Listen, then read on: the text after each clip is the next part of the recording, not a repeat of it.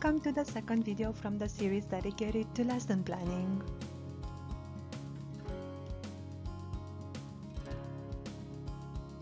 This time let's take a look at strategy and formal aspects.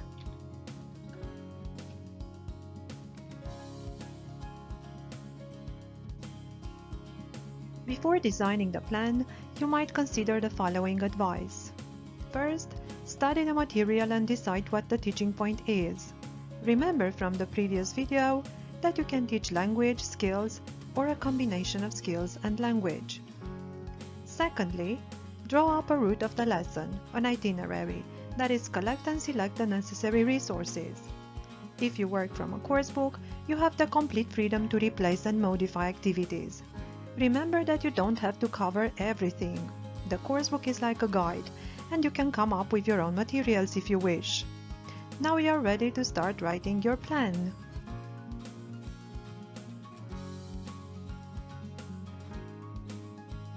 Any lesson plan should integrate three basic components: learning objectives, learning activities, and assessment of students' understanding of what has been done in class. Learning objectives refer to what students will be able to do at the end of an activity. Because formulating objectives is often a challenge, there will be a separate video on this topic. Learning activities are the concrete tasks or actions through which the proposed objectives will be attained. Assessment shows to what extent the objectives have been accomplished.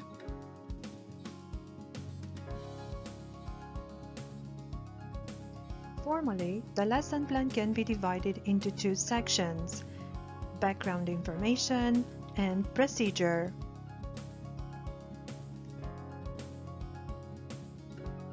In the first section, we will include general information. You should pay special attention to some important aspects here. Make sure you know how to define the type of lesson. If you have doubts, you can watch the previous video for more details. Keep in mind that the aim refers to the general scope of the lesson. For example, a possible aim would be to give practice on present simple and continuous.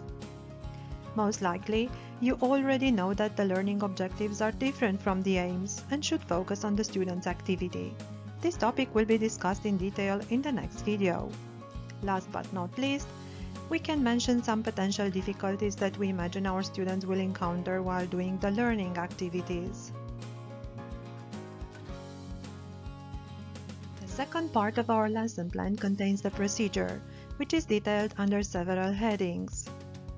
The stage, and we will discuss possible stages of a lesson in a moment. The time necessary to fulfill each activity. Interaction, and here we will refer to the way the activities are organized in pairs, in groups, or with the whole class. The objectives, which are tightly correlated with the learning activities. We will then offer a detailed description of the activities, and the last column leaves room for unexpected twists and turns in the development of the lesson.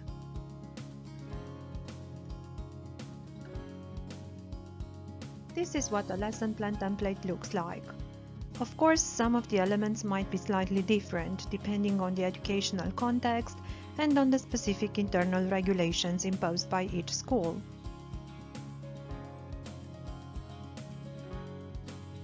In the previous video, we classified lessons into three categories.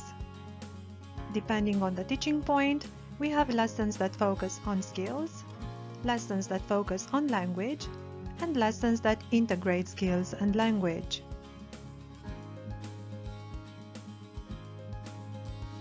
Now let's go back to our lesson plan template and discuss the stages that a classic lesson might have depending on the type of lesson.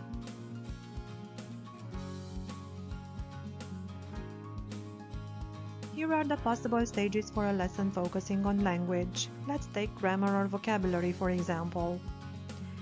We normally start with lead-in, where we establish a connection between our student's world and the world of the lesson by means of a short activity. In a traditional manner, the next stage is presentation, where the teacher creates a context for the new grammar or vocabulary items to be introduced. At the practice stage, students will usually work individually or in pairs, doing various exercises, still in a rather controlled manner. At the production stage, the teacher gradually offers more freedom to students.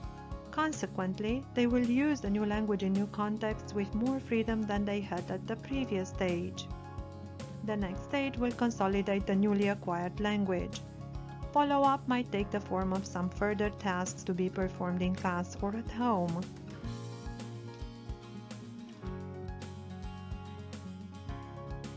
We need to mention that it is very rare nowadays to be teaching a lesson that focuses exclusively on language. Most often, we will combine language work with skills.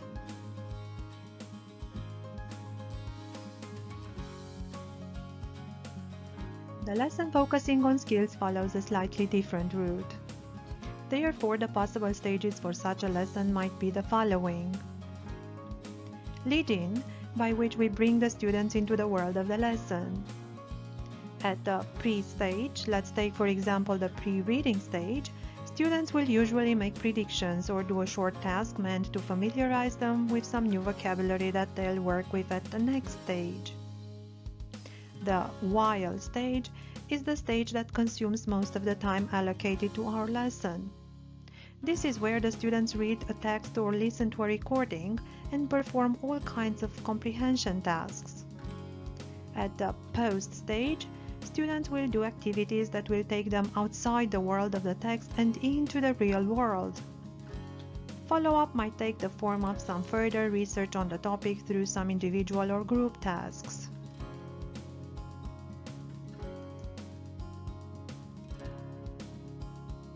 Just like we mentioned in the case of the lesson focusing on language, we can combine skills and language work.